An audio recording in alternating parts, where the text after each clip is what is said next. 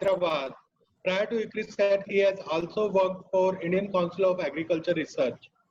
Dr. Shailendra is mainly working in the area of rain-fed farming, whole farm modeling, impact assessment of climate-smart interventions, and nutrition-sensitive value chains. He has also worked on livestock production and marketing systems, conservation agriculture, and on extension systems.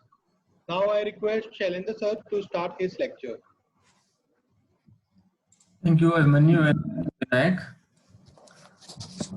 So, first of all, I really appreciate that the organizers and you people to organize this such a wonderful program where many people are able to participate and interact with the number of people sitting in different institutions.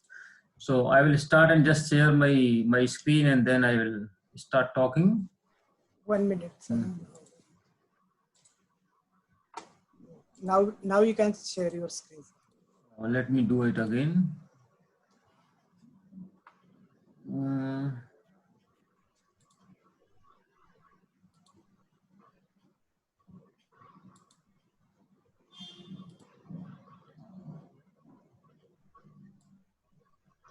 So you can see the screen, full screen? Yes, sir, it is visible.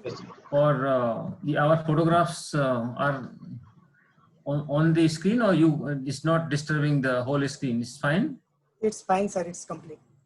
Okay, because I see the three of us on one corner of the screen, which is not there when the other individual people are looking at it. It's fine? I think they also might be seeing same thing. Okay. So we will see if something important is missing, and then I will just move them some different direction. It's fine. So, okay, good afternoon, everyone, and I also welcome everyone who is listening to this this talk and these interactions. So many of you must be involved in value chain analysis of agricultural commodities. And value chain, when we talk about, so we are talking more on demand side. So because many times there is a confusion between supply chain and demand and value chain. So both value chain and supply chains are kind of the two sides of the same coin. So, but the supply, you are looking at the production side, and in value chain you are looking at the demand side. So demand side means how you are able to create value for the consumers and for the markets. So, but the agencies and channels and the actors are almost similar, but the perspective is different, where you are trying to create value.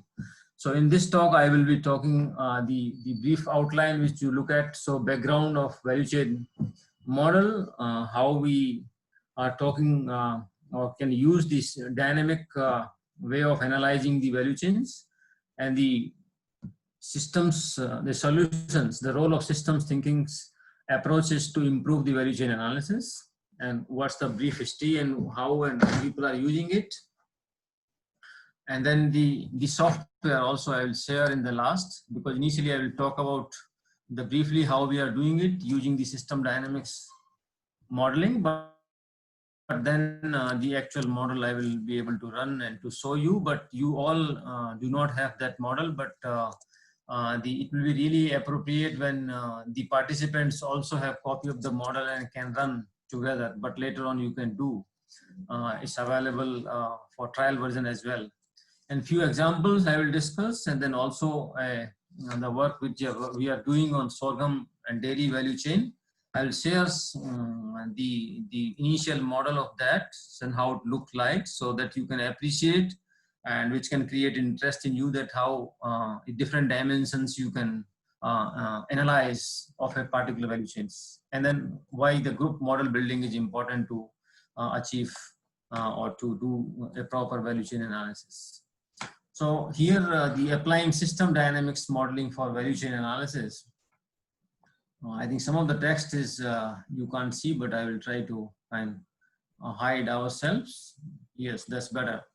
So value chain, as you all know, there's a full range of activities which are required to bring a product or service from conception to the intermediary phases of production, delivery to final consumers, and final disposal after use, where number of value chain actors are involved.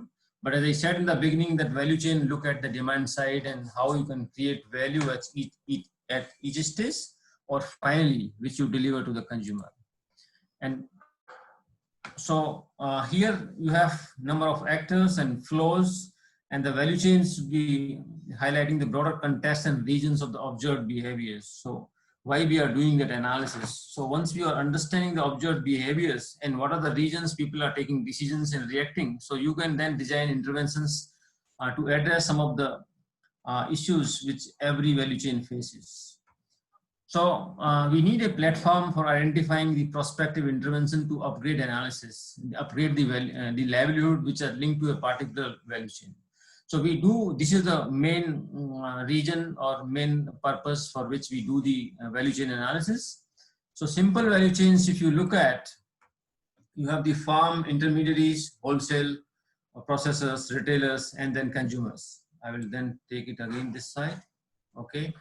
And then they are is going kind of backward also, linked to up to the farm level, and then they have inputs and the government.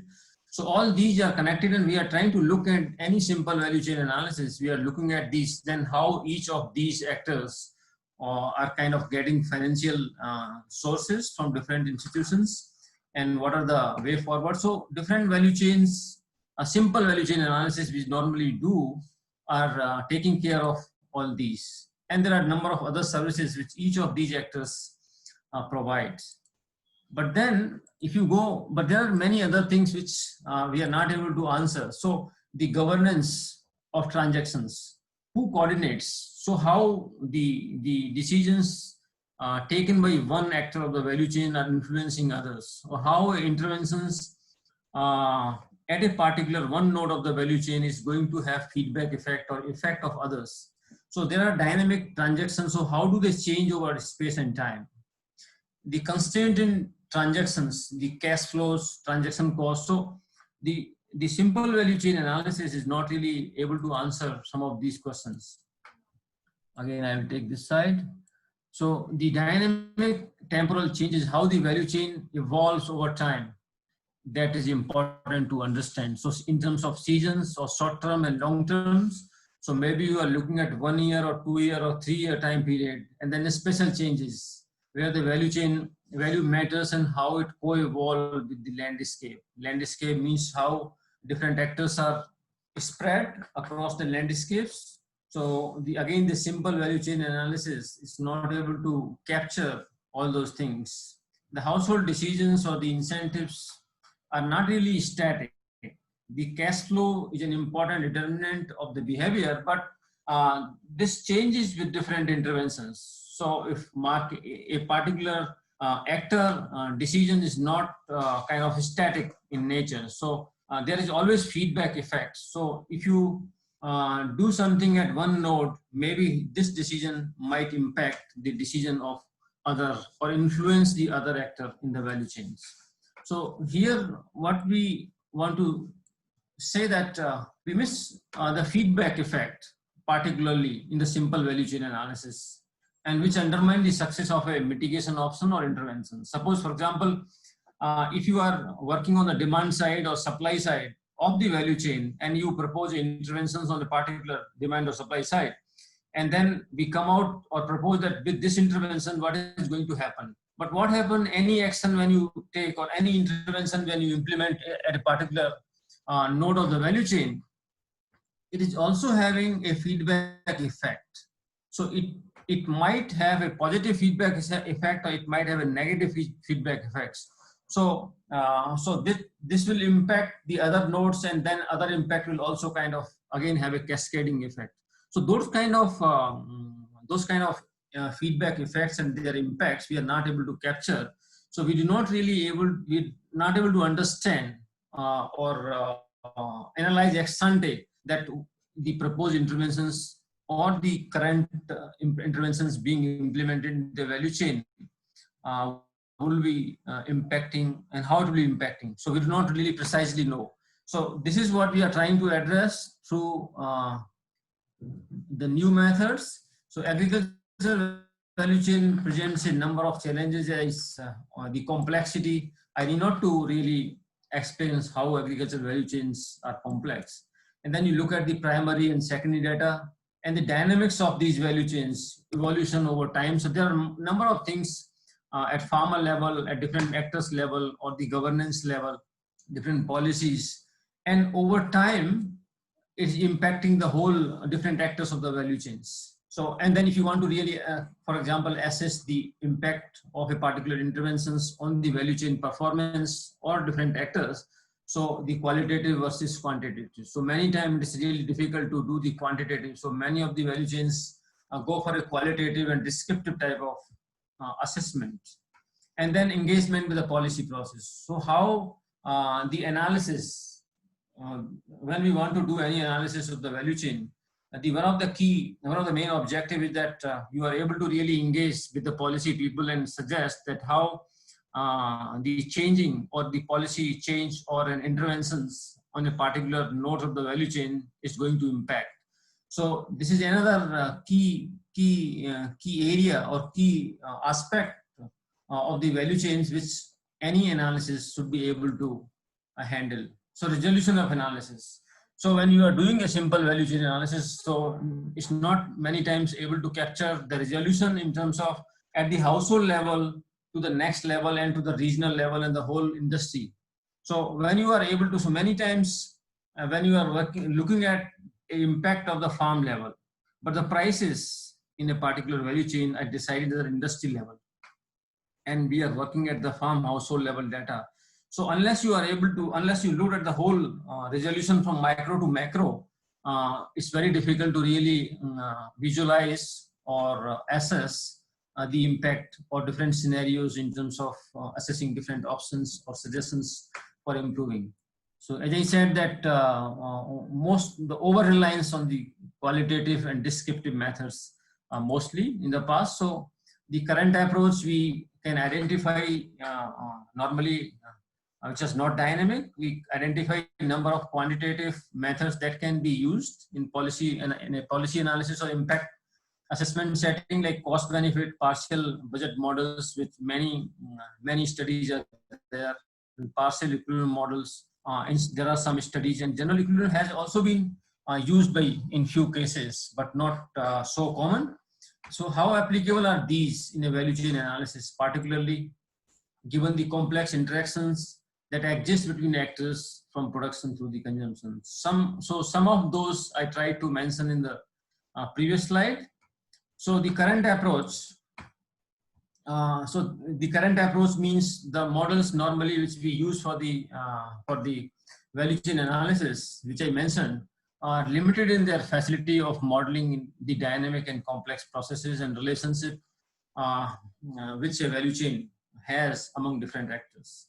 So what we need is a dynamic model of flows and relationship between which one can examine the impact of alternative scenarios over time, and which embodies the peaks and lags present in the agricultural system. So in terms of seasonality, in terms of the time scale, or in terms of like from the production to the processing or the inventory, and then you have different stages of, so if we are able to analyze that dynamically, so you will be able to really give a much better picture and design better interventions policies to improve. So well equipped to quantitatively analyze the impact of changing different components of value chain relationships or individual actors on the whole supply chain itself. So supply and value chain, I said, in the both sides of the same two sides of the same coin, and which can provide policymakers with a greater understanding of the impact of public policies on the complexity of agribusiness.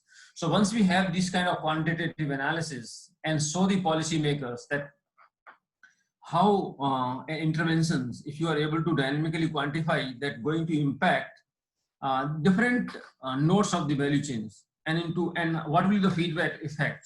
So I think it will help policymaker to design and to also convince them more easily with that kind of evidence. So the system dynamics modeling help in addressing some of these issues which I just mentioned. So what is system dynamics?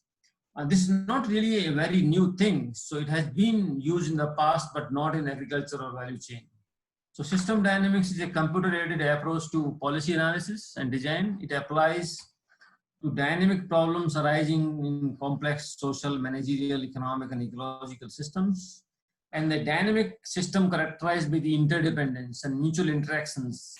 So information feedback and the circular causality means, so when you are having any change at one node of the value chain, it is definitely going to have some feedback impact backward or the forwards. So that this kind of the model, dynamic model, is able to capture those and then able to really assess the actual impact of a particular intervention.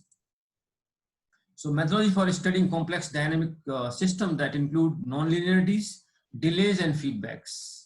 So delays in the sense that you are starting your production today, but you are going to have the production after 4 months or 3 months or 6 months, and then every 3 months it comes, or every 10 months it comes. So those kind of delays and non-linearities also it can capture when you are analyzing. So just to talk about the beginning, the origin, how it was developed by the Forrester in MIT in 50s. Actually, it's a very old method, but mostly have been used in industrial in dynamics, urban dynamics, and world dynamics. And then mainly has been used in the engineering and management. So where you have really a lot of data and very precise data. So people started, and because these developers also were basically the engineers. But system dynamics is currently applied in economics, public policy, environmental studies, defense, commodity cycles. So wherever you have complex relationship where it helps you to understand to a great extent. So there's no model, actually model is based on what kind of data you give into the model. So as good as you are in capturing those relationships and those coefficients, the model will be that good. So, but there is a platform which can really understand these kind of complex relationships. So graphical, so there are a number of softwares. So today I will be in the last, when my presentation, the last of my presentation, end of my presentation, I will be sharing, showing you, we are working in the software called Stella Architect. But there are other software, PowerSim, WinSim. So WinSim is a free software, and but Stella is not free. So you have to buy Stella, but for 1 month you can have a trial version. But in the trial version you cannot really shape the model, but you can still practice the model. But WinSim is also similar to Stella. Maybe some kind of the elements of that, when you the naming of particle like stock and flows might be a bit different, but it works in the same way as almost similar as Stella does and the others work. So what does SD provide us in value chain analysis? So analysis, it provides us analysis at final resolution level. So final resolution means right from the household level to the sector level and regional level.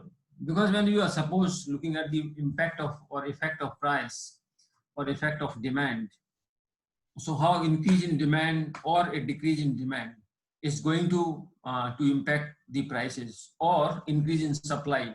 So the supply is coming from the household level, and then also the overall, unless you look at the overall supply or the overall demand, you will not be able to capture the price, because prices are impacted by the overall demand and supply, not by the individual farm households.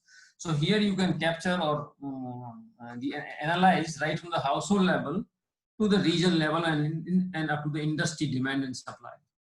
So this is one. And then ability to endogenize the role that governance and institution play in the value chain. So that's another important again.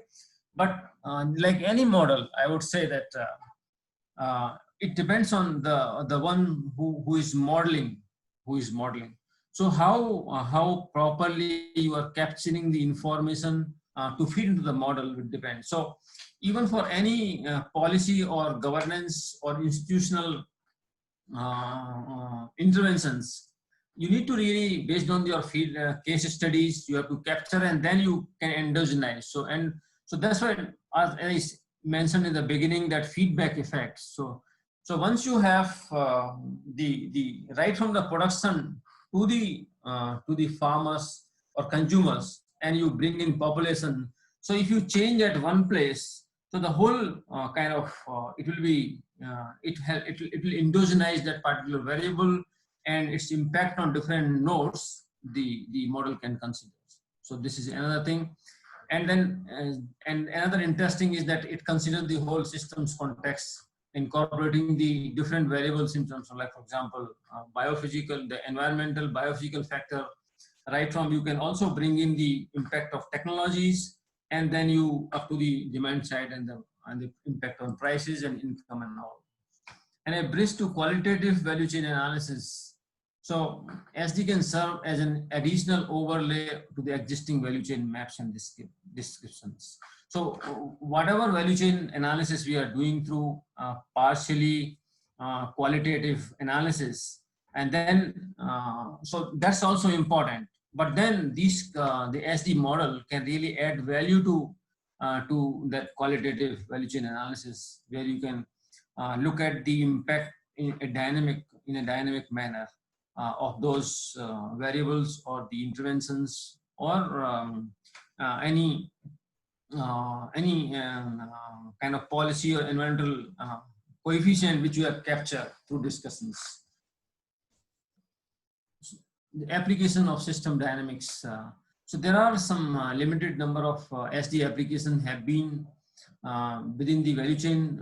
So recently there are Carl Rich and Hamza and others, especially he has been working in ILRI. And there are other related research exists in the supply chain management literature. There's not so much, but in the last 2 decades, people have been starting to use the system dynamics modeling for value chain analysis. And the focus of these models has mainly been on the processes of flows of goods and services within the value chain, and looking narrowly at the firm level strategies or simply technical policy interventions that influence these flows. So, but you can enlarge or still expand. So as I mentioned, the last point, that it depends on the, so because you have to have the boundary of the model when you are running a particular, you cannot keep on expanding the model, because these models you can keep on expanding as much you want, because everything is connected to everything. But then you have to, depending on your objective of the study or objective of analysis, you have to have the boundary of model. So this is just a simple representation that how these SD models are actually able to when you are doing the ex-ante impact of different investment scenarios, technical, marketing, institutional changes. So main thing is that you have the feedback effect. Suppose if you are making changes here, so what you change here, so how it is going to impact here, and then how it is going to impact here. So this is all linked. So this model is able to really connect each nodes, and as I have been saying from the beginning, that it's able to really, and so it's up to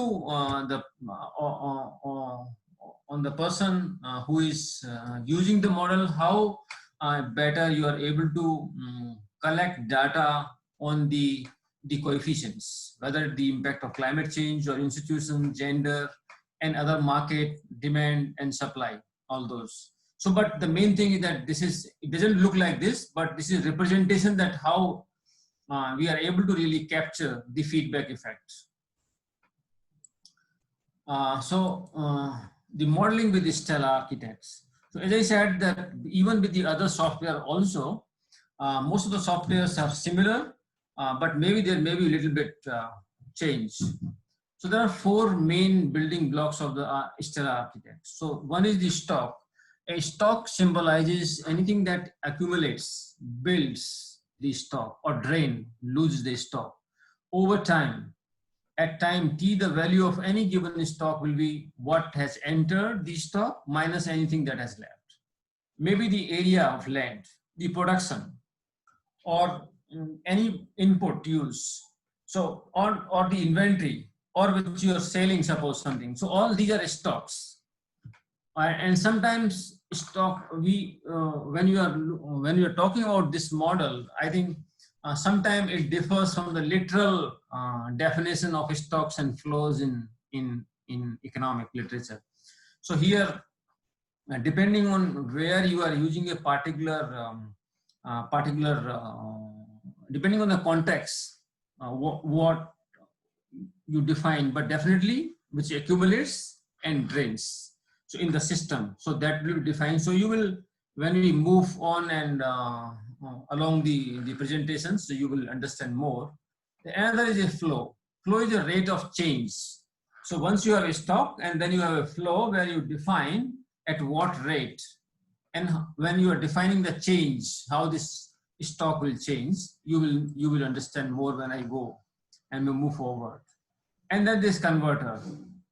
Converter is, it takes an input and translate that into relationship to calibrate flows and other converters. So means, so suppose for example, impact of policy at what rate. So you connect the converter to flow. I will show you in the some next slides. So, and the another one is character. So these are the four key building blocks in terms of the models language, which you will see. So in the model, you are not really seeing any complex equations. All the complex equations are behind the screen, which you don't see. But when you start building the model, you might need to understand those things. But on the face of the screen, you will be using only these arrows or stocks and flows and connectors. Okay, I will bring this side. So here is the stock is kind of represented like this. Sorry. And this is the flow. So when you connect the flow to the stock, so this will define how the stock is changing. And then the converters. So converter means you will define at what rate. So at 2%, 1%, 3%, and then you connect to this flow. So this change is here, the definition of change, how definition change is happening, and it is the rate of change you connect to it. So this is how, so stock, flows, converter, and connector. So these are the four main things. There are few other small which are also part of these four. So to build the model. So this is a population, suppose stock, for example, population. So, and then the flow, there is a flow is kind of inflow to the stock, the people being born, and then outflow, that is also a flow. So which is kind of, these are already ready in the software. You just pick them and put them wherever appropriately needed. So the people are dying is an outflow. But then comes the converters. So like birth rate is a converter where you can change the rate, then you have the impact here, and then you change the death rate. And then this death rate, suppose 3% or 2%, and dying is kind of total population into the death rate. So this definition, you are defining it here, and then here you have the death rate, and similarly here. So this just a simple example that how, a very simple example that how it works. I will show you actually in the model itself. So here the population model is simulation result. So it's based on some small paper, which is a basic model. So you want to, suppose in this case, for example, you have initial population of 10,000, birth rate 3%, and death rate 3%. And being born is the birth, and in being born is population into birth rate, and dying is population into death rate. But then what if we change the birth rate from 0.3 to 5% or 7% or to 10%? So just, this is an example. So any complex, the models will really become quite complex, will not be so simple. But you can kind of change, so any kind of policy or any kind of interventions or the variable, you can change and see how it is going to impact. So in this case, and then, oh sorry. So like if we change at 3% rate of death and birth, the population remains constant, the blue line. If you change to 5%, 7%, or 10%, definitely. So it's just an example how it really, you can see, and you can do many simulations or many scenarios of on many kind of any model which you do. This is just one example. This another one is applying system dynamics for adoption study. So I'm just giving you, this model is actually based on one paper by Roser in '83, just to make the people who are just starting with the Stella or starting with the system dynamics modeling. So this is again a simple model and people can relate. The idea with this model is to analyze the process by which a new product or idea diffuses in a population. So for example, a technology, or we are, as an extension person, we are trying to so understand and how really the technology moves and where to intervene, to what kind of parameter we try to change or influence so that we can increase the adoption rates. So in this model, we consider the transition between two populations. So potential adopters who have not adopted a technology and actual adopters. So here, what would influence the adoption decisions? So who are the potential adopters? I'll go to the next one. So in this model, we consider two potential, so word of mouth, how people are, you are kind of disseminating the technology. So word of mouth, adopters and non-adopter interact socially and talk about new products, ideas, and then from one to another it goes. And then another one is advertising. This could be from TV, radio, media, or many other ways of advertising. So the effectiveness of the diffusion process depends on a number of factors, such as quality of advertising, number of contacts between groups, and what percentage of people actually adopts. So here the idea is not to really talk about the adoption per se, but this example we are trying to understand, we're trying to show how the model can be used. That's the idea. So if any question is there, so question should be on the process, how this model is working, not that there are other ways of advertising or other ways of disseminating. So that's not the kind of point of discussion here. So, and when we develop it further on based on this introduction, so how it looks like. Suppose in this case, example is, say for example, a population of 10 lakhs and contract rate is 10, 100, and fraction is say 0.15% people. Those who are contacting adopter to non-adopters, 0.15% are adopting. And we also need to initialize the stock. So initial adopters, in this case, suppose is 0. So nobody has adopted. So initial, and define the potential adopter as the equation. So here the potential adopters are total population minus adopters. So anybody who has not adopted could be a potential adopter for the model. So here I will show you that model actually also in the Stella, how it runs. So here the potential adopter and actual adopters. So what will decide the potential adopters? The adoption rates. So adoption rate is influenced by what? The adoption from peer-to-peer effect and adoption for advertising. So advertising is impacted by the effectiveness of advertising.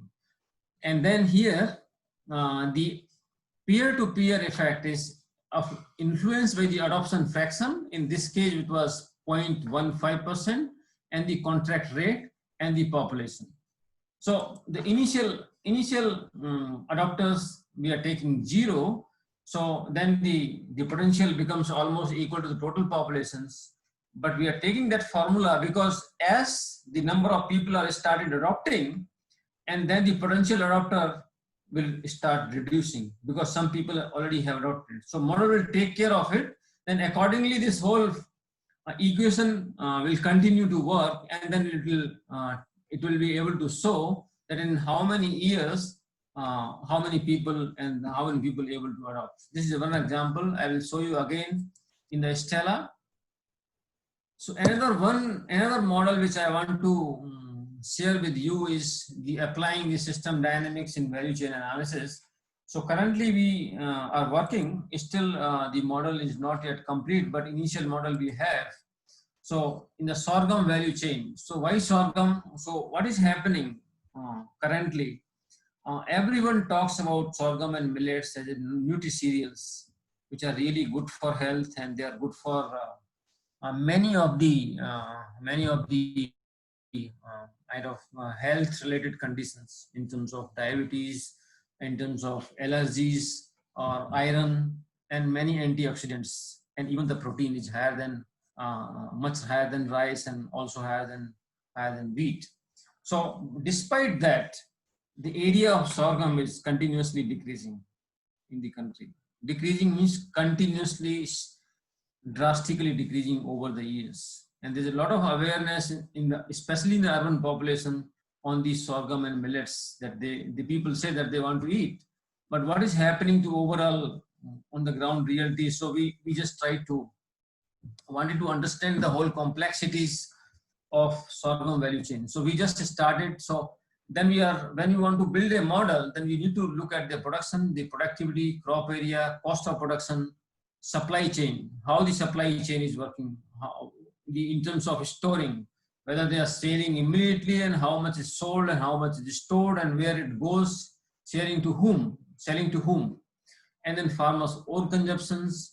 And if you if you have any case study where you can see that if you increase the awareness of the people, how it is going to impact the consumption and demand, or maybe any other policy impact, or in terms of if you are able to increase the accessibility of sorghum, say for example in Delhi, and also maybe for example you are able to increase the accessibility in the form people want. So different kind of interventions depending on the kind of data you have collected from the market or from the field. So those things you can really bring into the model and see the to design the potential interventions which can help, or also to see whether in case of, for example, sorghum, also we can see that whatever policy interventions which you plan to have, depending on the other import and export and demand and supply situations, even if you do or try to improve with certain interventions, to up to what extent the sorghum will be able to compete with the other competing crops. So all those issues we had in mind and just started. So how the demand side can impact and how the supply side in terms of technology can impact. So this, Then also what we have been doing is we are not looking at the sorghum alone, because in many of the dry regions, what has happened that sorghum area has gone down, and sometimes even the area is quite drought affected and dry spells are frequent. Even then people are going for maize and cotton, and then 1 or 2 years those crops are giving very good and high returns. But if you look at the overall 5 years or 10 years or 8 years period, then maybe the overall returns, the sorghum will give stable returns. But sorghum alone might not be able to help, or might not be able to compete with the cotton. But if traditionally people have been using the dairy animals and the sorghum, so now it also, there's an impact from dairy. Sometimes when sorghum has gone to cotton, then dairy animals also have reduced. So we wanted to really have, and that's possible with the system dynamics model. So once you have developed the model for sorghum value chain analysis and also for dairy, and you can correct both, and then you can see that how increasing in the area of sorghum or the production of sorghum in terms of fodder and grains, you can really increase the dairy production, and then you can see the overall profitability. So this is just, I will show you. So this is just part of the model actually, but it's quite complex, look very complex, which I don't know how far you can see it. So I will go to the actual model in the Stella. Maybe I'll try to show you something there as well. So here what we are doing, actually we are starting right from the crop productivity. So in crop productivity is impacted by different technologies, or so whether it's a grain or the residue, and then you have also the negative impact in terms of pest and drought. All those you can kind of, if you have the coefficient based on the data collected, you can build into that. And then you have the total cropped area and the land conversion and extension. Then you have grain production, and it goes to inventory, it goes to the consumption, and how much is going to the market. And market also, whether farmers are selling immediately or they are storing it. So based on the farmers' data, and then you can put different conditions when farmers are selling, like for example, when the price, market price is greater than or equal to MSP, or you can define multiple conditions where then automatically from the inventory it will go for sale. So I will show you later. So then you can go up to the demand side and how the price and price elasticity of demand and income elasticity of demand, all those things you can bring, because ultimately what happens. So what we are doing here is we are starting with the Telangana and Maharashtra and Karnataka, which are three major sorghum growing states, and Rajasthan also as well. But this is a more, Rajasthan is more for fodder, but also for grain. But here you have Rabi sorghum and this Kharif sorghum both. And traditionally these areas. So the overall, if you look at the, we can also model right from the farmer level to the region level. So suppose if you bring a new technology here, where you are able to increase the productivity, say for example, currently the productivity is say 1 ton or 1.2 ton. And if you are able to increase the productivity to 2 tons or 2.2 tons, which is possible actually with the current technology. So if this technology is adopted even in 30% area or 40% area, so what is going to be the impact on the total supply of sorghum? And then you know the demand, and then supply increases, what is going to happen to the price? So all these things you can include and bring into the model, so that you can see the impact of supply side on prices and the demand side also. If suppose tomorrow government decides, where some governments, state governments have started to include say 20% or 30% of these coarse grain into the public distribution systems or midday meal. So how many more million tons of sorghum will you require? And then once you increase the demand, so you can again bring into it and how it is going to impact the prices. So price is, suppose for example today is 22 or 22 or 24 rupees. If you increase the demand by that amount, so currently suppose total production is around 5 million tons. So if it increases to 7 million tons, what is going to happen? Or the demand is 5 million tons, and if the demand goes to 7 million tons, so what is going to happen? But also at the same time, we can also link to the export and import. So currently, suppose US and Australia are the major exporters, and the importer is China. So the type of sorghum also we have to see. So currently, suppose they are exporting around $200 per ton. So suppose in India, the price of sorghum goes to $400 per ton, and then there is chances that the import start coming in, because they are already exporting at $200 per ton. So all those things also you can, so up to what level it will be kind of competitive,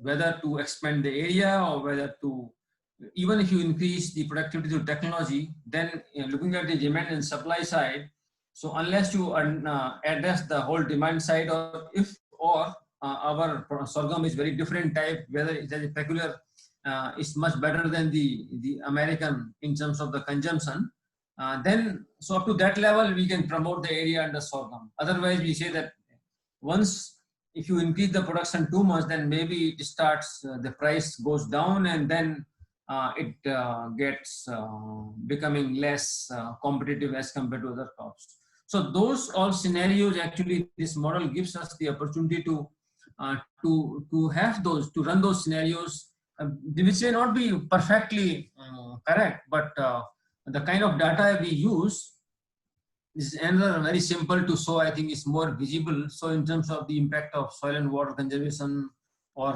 the high yielding varieties, or the impact of other kind of droughts and all those. So I think that was much more. So then you can see that what happens in terms of productivity over the years. how much yield on the grain effect will increase in terms of the overall production. So this just I will for example, here what I have tried to show you from the model, I will show you the model, actual model also, which is not yet complete fully. So for example, in the 10th month, on the 10th month of the year, the production is coming in say October. It's a Kharif sorghum. So here is the based on the because of the change in price, the income is being income is influenced, the income or net returns per hectare. So that this is the baseline this is the impact of demand, in fact. So this is the baseline, the blue line, and then it goes up to here in October. Of course, then it goes to 0 because there's no production. Then again in the next October it goes here. So we run some scenarios like increase the consumer demand. So once you increase the consumer demand, and then definitely the price will increase, and because of the price increase, if the production level is same, the farmers are going to get more returns. And if you increase the residue productivity, and if you increase the grain productivity, but at the same time, if you you can add different kind of converters. So if you have some other coefficients where if you increase the demand and then the price goes up, and then here we haven't really included in this particular scenario the area expansion. So that also has to increase. So if the price goes up, that maybe how much farmers will increase the area and then again bring the price down. So all those things can become part of the model endogenously. So if you increase the demand and price increases, and then maybe farmers also increase the area maybe 5%, and then next year again it brings down the price. So then you reach to a balance and come out with the conclusion that okay, up to what level this will helpful, and how up to what level, under what conditions it will be more competitive, or its competitiveness of this crop can increase as compared to the other crops.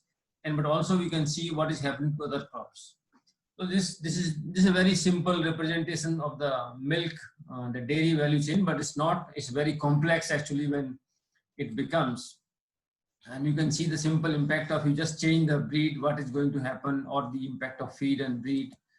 And another just one point I wanted to discuss here before I go to show you a glimpse of the model, because this 1 hour time is not sufficient to really to train anybody on this modeling. So at least a week, if people participate in training programs, then they can start week or 3 to 4 days, 5 days at least. But I will show you another part. What is the group model building is another key, very important part when we are applying the system dynamics modeling for value chain. Because what is happening in many of the coefficient in the value chain is very difficult to really get the quantitative numbers on impacts of different interventions. So if you are developing or building the model through the group model building, so you are kind of integrating the perspective, the real perspective of different stakeholders. Stakeholders means the value chain actors. Then your model is going to be much more realistic, and also the stakeholders ownership also will increase whatever model scenarios you are going to share, or the policymakers. So so some of the things are actually intuitive in nature when you are looking in the value chain context. It's very difficult to really quantifiably capture everything. So then in that case, the people who are part of the value chain give you some coefficients in which you can make part of your model. So different stakeholders are involved in the group model building to obtain. One is that we are trying to obtain the information to parameterize the relationship that exists in system in question, the question which we are trying to address. So as I said in the beginning, that it's very, very important that we define the boundary of model.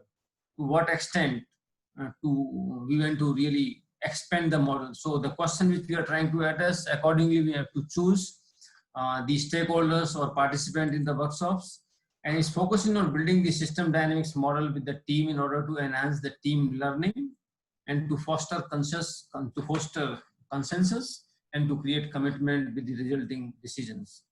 So another thing I just wanted to say that these kind of models also could be very useful. Suppose, for example, you are working on a particular commodity, whether you are working on potato or you are working on tomato or maybe some other high value commodities where you are working with the SMEs or startups. So if you are able to nicely or properly build the model, which really takes time, few months, and then it could be a very good tool to discuss with the startups and FPOs and to identify the leverage points and which nodes of the value chain people have to work to really to enhance or to increase the performance of value chains. Why the whole value chain is less efficient that we can identify. So once we develop the model, even without group also, we have to go into the stakeholders and to validate the model and then see what people react, that whether they see that, okay, our value chain also work like that. So this is a participatory process where we are identifying and prioritizing the key problems in the system, causes of these problems, and consequences of these problems. So value chain actors who are participating in your value chain model, they may not be modeler, they may not be quantitative person, but can help you to really decipher and identify the real cause relations, the cause and effect relationship, and where you can bring in and feedback between the consequences and causes. That also is a key component in involving stakeholders directly into the model building process to increase the effectiveness and ownership of final products. So I think many of our studies, when we are looking at value chain, even with the simple value chain analysis, we always encourage to have multiple stakeholders meeting to better understand what is happening. But same is here when you want to quantitative model, then as more you involve the stakeholders into the process through a group model building, our model will be more close to the reality, and that the results will be more kind of acceptable to the stakeholders. I think I mentioned all the problems usually complex and not easily defined. So for individual researchers also, it is not so easy to really understand, because everyone has his own view. But when we talk with the all stakeholders more broadly, how the different interactions and relations across different nodes of the value chains are kindly the kind of relationships and cause and effect relationships are interconnections are there. So this is how when we are doing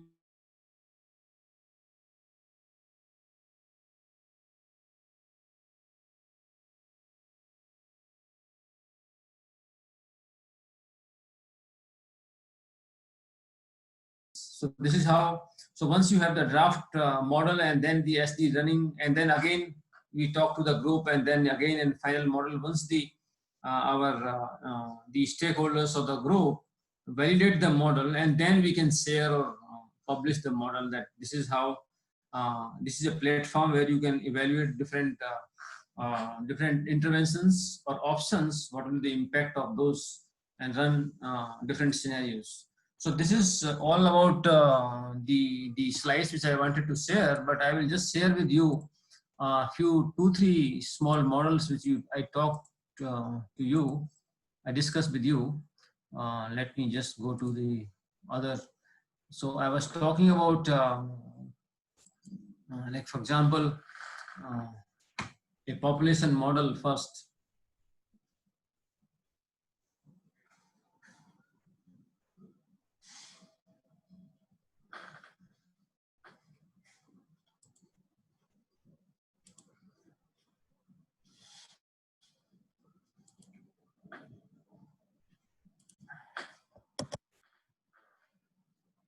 Is this the one?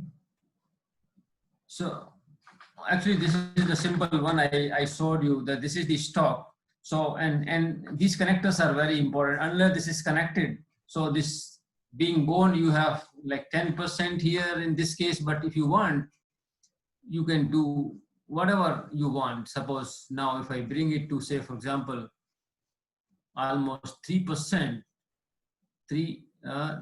around 3%, sorry. So we can just drag to increase, and here the death rate is 3% and the growth rate is around 4%. So how we can see the total population now? So 14.9K, it was 10,000. So it depends me. So this is a kind of connection. This is a simple way. So this here is the stock. So we can take a stock and put the stock here. You can take the converter, put it here. You can take the flow, and then this is how you do. And once you link these all, so this yellow mark will go, because now this is not connected. So this is not going actually. So then you can define whatever relationship here. So population, for example, simply we have given here, like being born. If you double click it here, so you see that how we are defining. So birth rate into populations. Dying is population into death rate. And the birth rate, you have to give some number, whatever the data is. So this is how you define. I think as you move on, it becomes more complex and more complex. And whatever you do here, for example, I said we can run the model. Sorry, so if you run the model, it also it's easier to graphically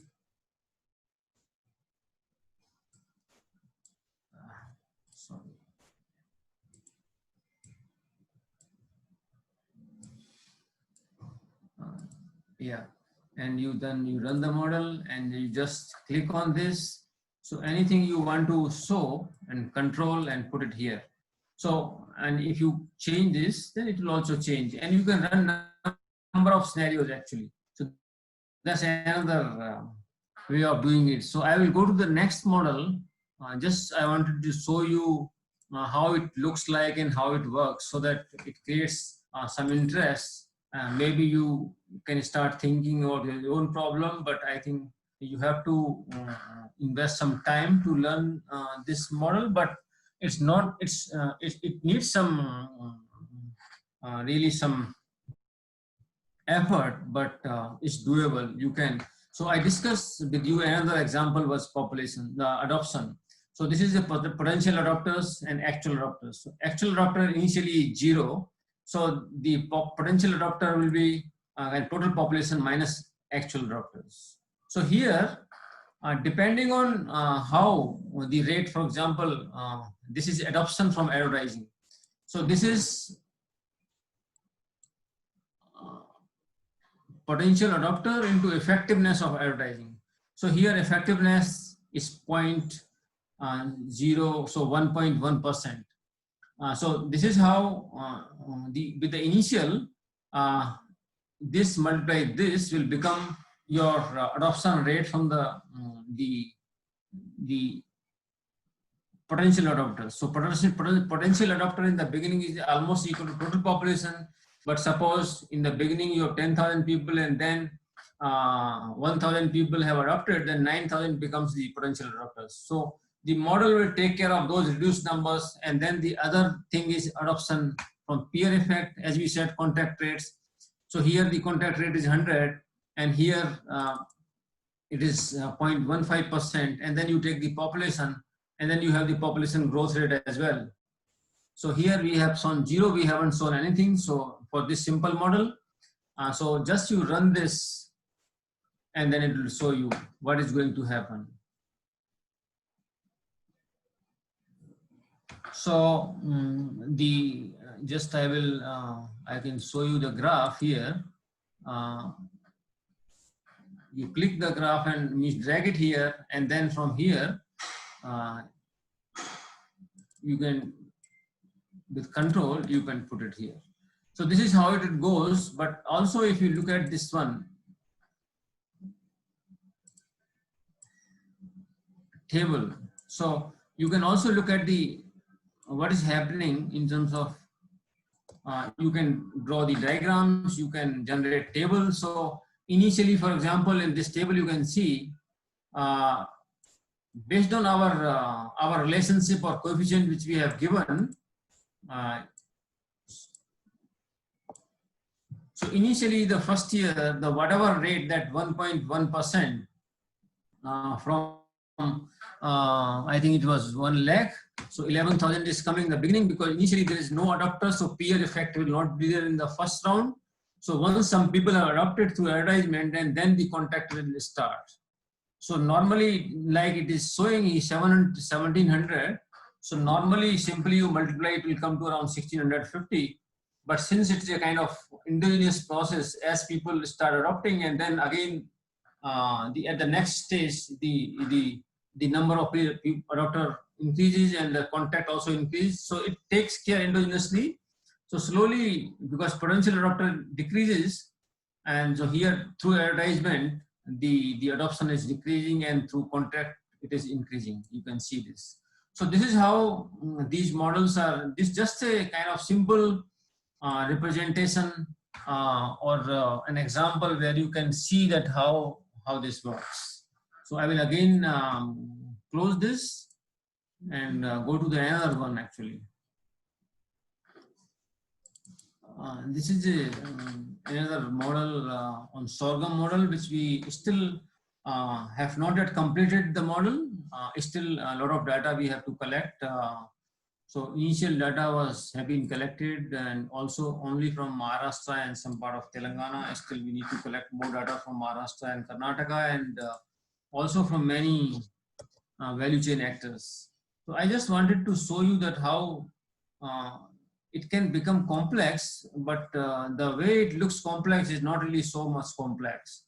So we are starting with the production.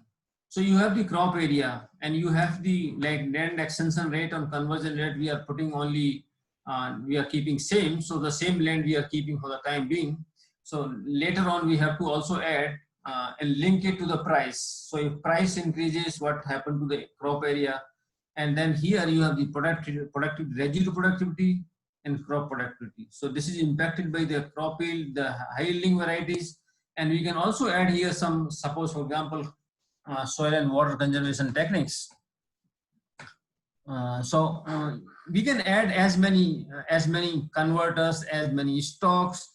So as much relationship you want to expand. So suppose there is impact of pests and diseases. For example, we have put here 0 as of now, but it depends on the real data, because it's not all the data are not is still not being feed into this, but a lot of data is there close to the reality, but still a lot of data also has to come into it.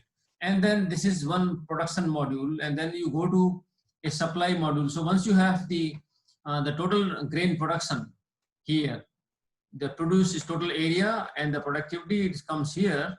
So here is nothing but crop area into the crop productivity.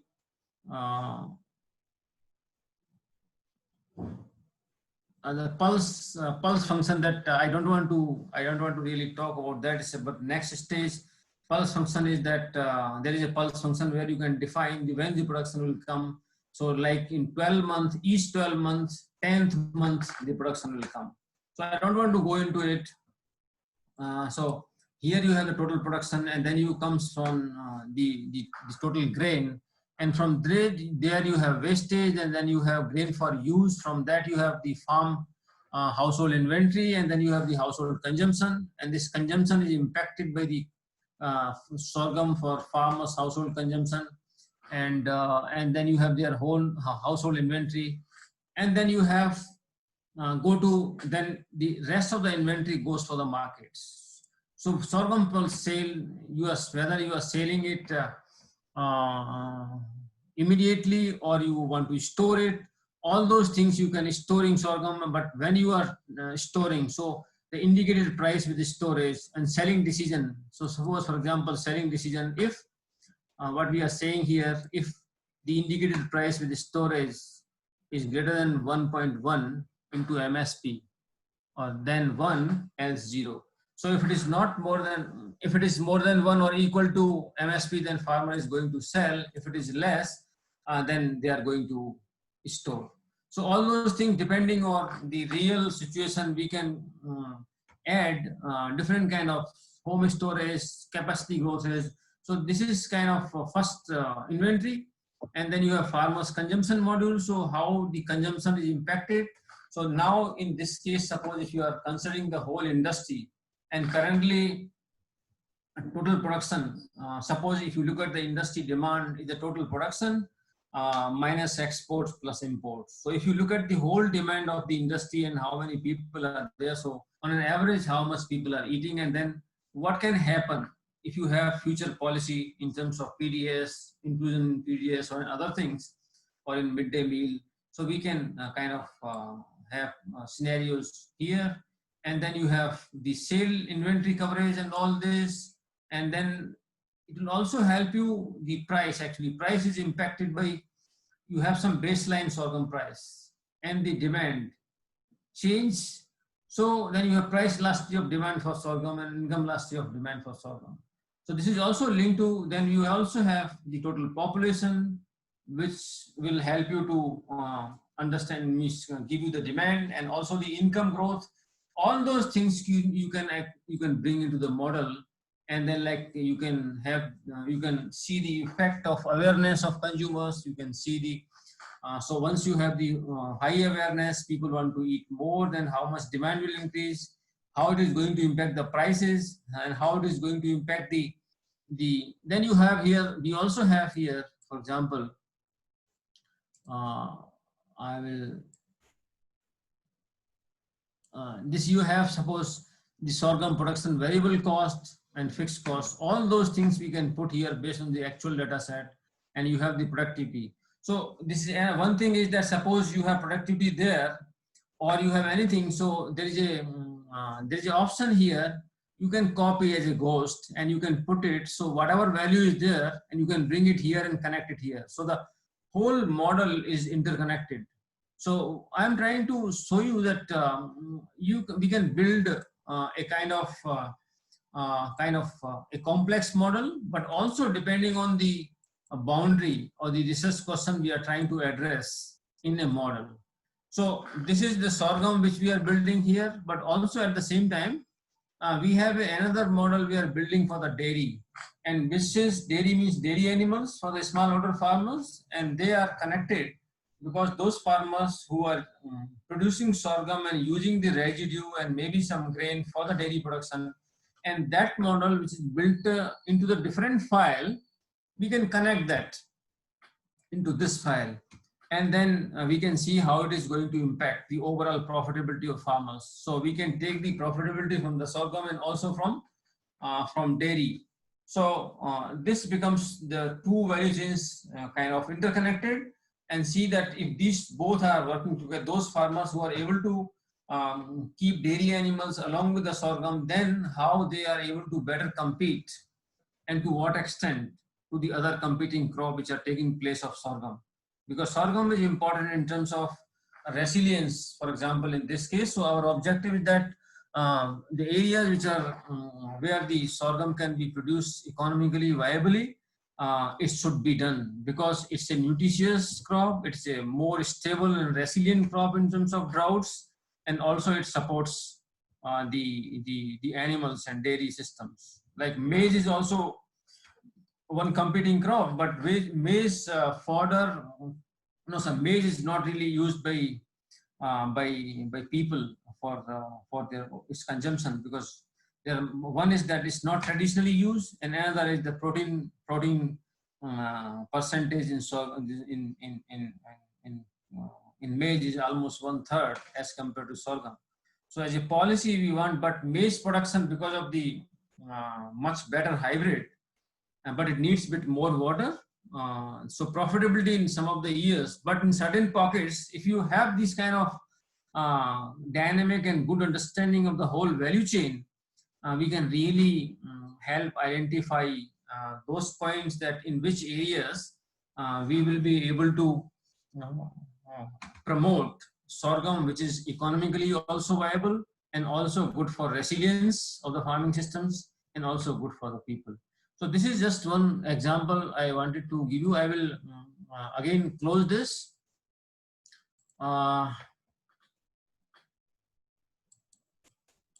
Where to go?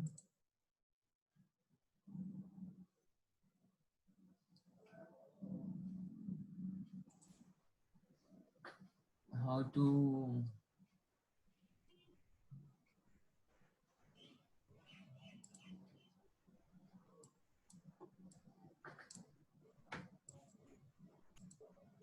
to expand that, Vinayak?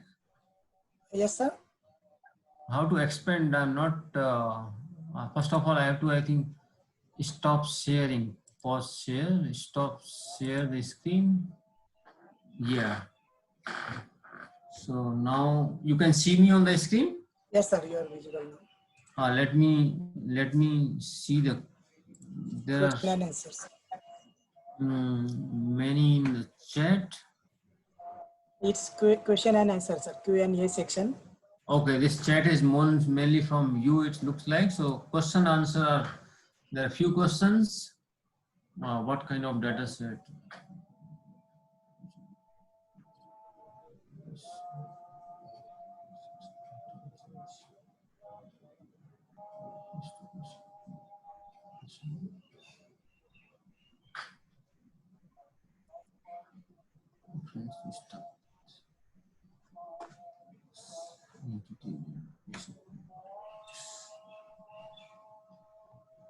Okay, so there is a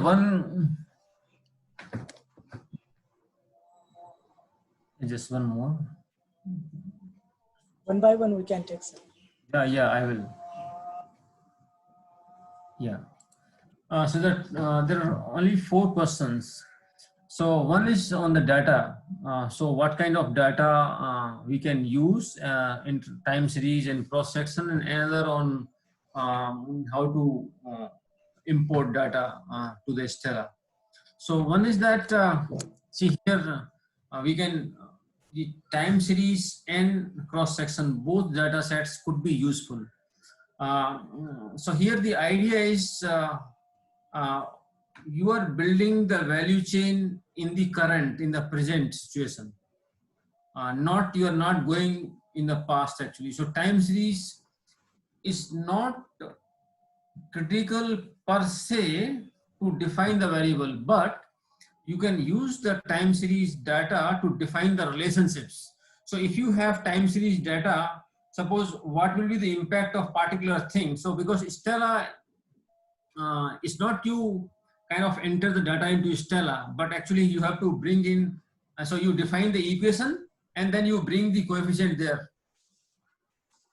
Or sometime it's also possible that you can just bring in the, for example, demand and supply side. So if you have data for demand and prices over the years, then it will also be able to calculate the elasticity.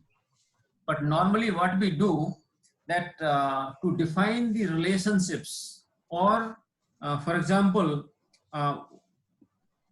what is going to happen if you increase the area, or suppose you have data of last 10 years, and if you see basically demand and supply, what is the impact of increased supply on the prices. So this will come from elasticity. So either you use the elasticity, which is normally people is published sources, or if you have data from time series, then you can put into Stella. I think you have to put that say for 10 years or 15 years, then Stella can help you to arrive and on that elasticity, or otherwise you have separate elasticity, you can put that. But for example, cost, because you have data, you need data for cost of production, you need data for returns. So if you have data on prices, you have productivity data, total production data, you have per hectare cost of production of labor, all those.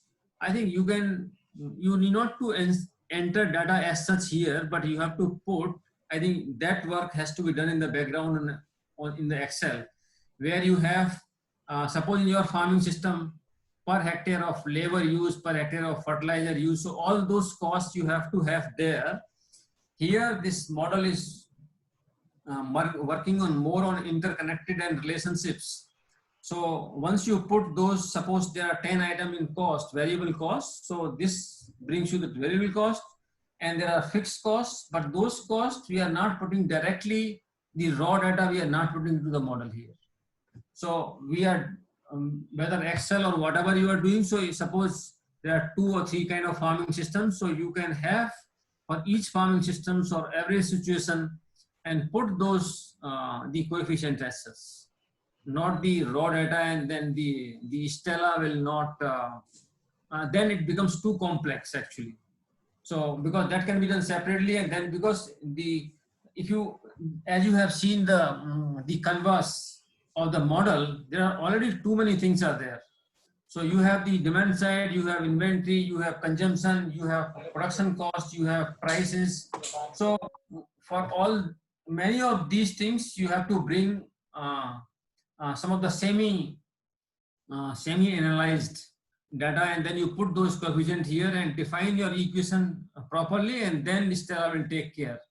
So basically it is allowing you to create a dynamic situation, and then you assess the impact of those policy measures in terms of whether from demand side or the supply side or export or import. Yeah, this is the question. So the import of data is also not really so important here, but also this cross section and time series. Normally cross section, but many times series will help you to understand the relationship, which you can use as a coefficient into the model depending on the context.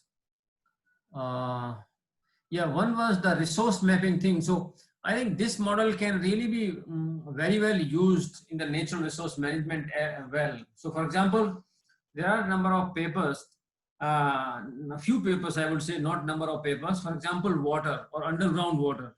So that is again a very complex, the subject. So there again, it is impacting based on the use and the recharging, the resource conservation, type of crops, all those relationships you can define here. And first of all, it's not again raw data again, but if you have those coefficients from the field, suppose for example, Haryana or Punjab, and then if you want to work on the groundwater, it's such a complex subject that by simple analysis, it's very difficult to really show to the policymaker the impact of particular intervention. So you can bring in the diversification, you can bring in the soil, the water conservation techniques, and those coefficients you can bring in. So which kind of farming system, as somebody has mentioned, are really performing more sustainably in terms of economics and also in terms of the level of water use. But then you will have to have all that relevant data, and then it will be useful for that. There are maybe 2 more people. Individual farmers. So can we use this type of value chain? This is Hanumant Shinde. I think other questions were by Jayanti and Nisa Verma. I think I have Nisa Verma was talking about resource mapping though, so it can very well be used. I already talked about, and yeah, one question was on beginners. I will share with Ayumanyu and Vinayak. There is one book, Easterman in 2010. Maybe the soft copy we have. So if you go through that book, I think it's a very basic book and it explains. So I think Jayanti asked that question. So we will share those who are interested, and it's open access. So you can go through and it will be very useful. Okay. So it's a general question. Visen is asking what is the difference between value chain and supply chain. I think I touched that point initially, that the value chain and supply chain both are the 2 sides of the same coin. So in supply chain and value chain, in both, we are working with the same channels, same actors, but value chain, which the concept which came from the Michael Porter, who was considered the market and management guru, mostly worked in the industrial sector and business. So here in value chain, we are really focusing on the demand side. We are focusing, so he said that look at how your processes are going to create value to the customer and value to the consumer. So you work backward actually. So from the demand, from the consumer, you go to the producer. So how you are able to create value for the customer or consumers. So that's a value chain. So adding value from the perspective of the consumer demand. So you will have more demand, more revenue. So that's how this definition started coming. And then so people are interested. So supply chain is more of how more efficiently you are able to really create that, maintain the chain where you are able to enable supply from the producer to the market efficiently. But the demand, the value chain is not only supplying, but here how you are taking care of the consumer demand and how you are able to create value for the consumer. So if you are able to create value for the consumer, you are going to create value for the farmers also. So that's why we talk about value chains more. Supply chains, mostly there are the companies and who are engaged in the logistic. So there you are talking about more on supply chains. So they want to increase the efficiency of supply chains, but here, as an agri-economist or market economist, our focus is more here when we are talking about farmers um, on how to create value for the consumers. If you are able to create value for the consumer, then definitely every actor is going to, the value chain actor is going to benefit, including the farmer. Okay, so there are some other questions. How the results are interpreted by using these models, Ganga Devi. So I think this, so when you are running the model, suppose for example, right from the production, so when you run the model, and if you once your model is validated, you can see your results in terms of graphs and tables, and then right from the productivity. So suppose if you implement an intervention, whether in terms of productivity. So suppose for example, I want to give you one example. I just want to say that if you increase the productivity of particular crop by say, so currently the area of particular crop, say sorghum or maize, whatever, is say for example 4 million hectare. And if our yield levels are very low, and you look at the whole value chain now, and if you increase the productivity from 1 ton to 2 tons and run the model, and you look at the whole industry, you will see that even if you increase the productivity by 2 tons, but it may not be necessary that farmers are going to get benefited, because the price will go down if it is not supported by MSP. So if price goes down, so then you say no, if it is if you are increasing the productivity this much, then maybe the farmers may shift some of the area, maybe from the less area they can produce more, and the other area they can shift to some other crops. So those kind of policy measures you can suggest. So because this model is able to really understand and comprehend the value chain right from the farmers to the whole industry level. So you will be able to visualize ex ante that how if that yield increase is going to impact the whole prices and profitability of the whole system. So we'll say, okay, increase the price, but we tell the farmers then, okay, shift some area to some other crop. This is just one example. So at any level, so like for example, if you change the consumption demand, then what is going to happen?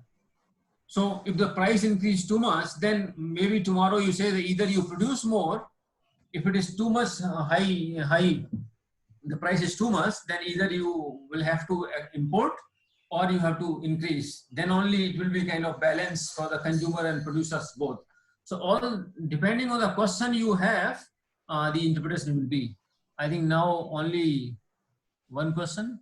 How one can Jay Prakash Vishen, how one can upscale the VC from a village level model to regional model, as quantification of flows of produce in different sectors is difficult, and there is no source of data for this flow. Yeah.